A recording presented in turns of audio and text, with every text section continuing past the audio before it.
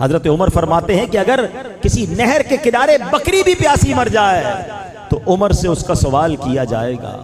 حضرت عمر فاروق اعظم رضی اللہ تعالیٰ عنہ کی جو سیرت ہے وہ ساری دنیا کے جو حکمران ہیں ان کے لیے درس ہے کہ جو اپنی رعایا کا ایسے خیال رکھا کرتے تھے۔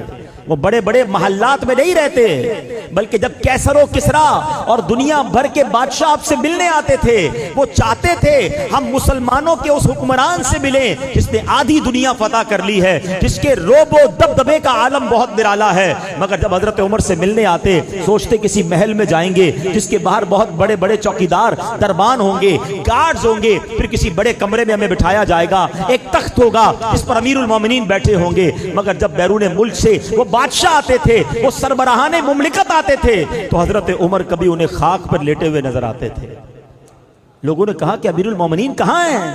کہ یہ جو درخت کے نیچے آرام کر رہے ہیں یہ مسلمانوں کے امیر ہیں، یہ امیر المومنین ہیں۔ اللہ اکبر، ذرا سوچئے یہ وہ لوگ تھے جو نبی پاک کے تربیت یافتہ تھے، لگزری لائف نہیں بلکہ وہ سادہ زندگی گزار کر امت کی خیر خواہی کیا کرتے تھے۔ آپ کو فاروق اعظم کہا جاتا ہے۔ فاروق پتہ ہے کس کو کہتے ہیں؟ فرق ڈالنے والے کو، ڈفرینشیٹ کر دینے والے کو۔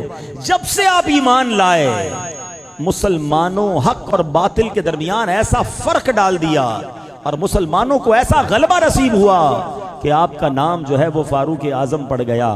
امیر المومنین سب سے پہلے دنیا میں اگر کسی کو کہا گیا نا تو وہ حضرت عمر فاروق کو کہا گیا، کیونکہ حضرت ابوبکر صدیق رضی اللہ تعالیٰ کو خلیفۃ الرسول اللہ کہا جاتا تھا۔ ٹھیک ہے، تو آپ سے لوگوں نے کہا کہ حضور اب آپ ہمارے امیر بن گئے ہیں تو آپ کو ہم کیا کہیں؟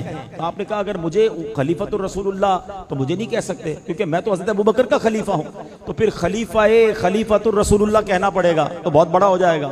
تو لوگوں نے کہا حضور ہم مومن ہیں، آپ ہمارے امیر ہیں، تو پھر آپ امیر المومنین ہوئے۔ کہا یہ ٹھیک ہے۔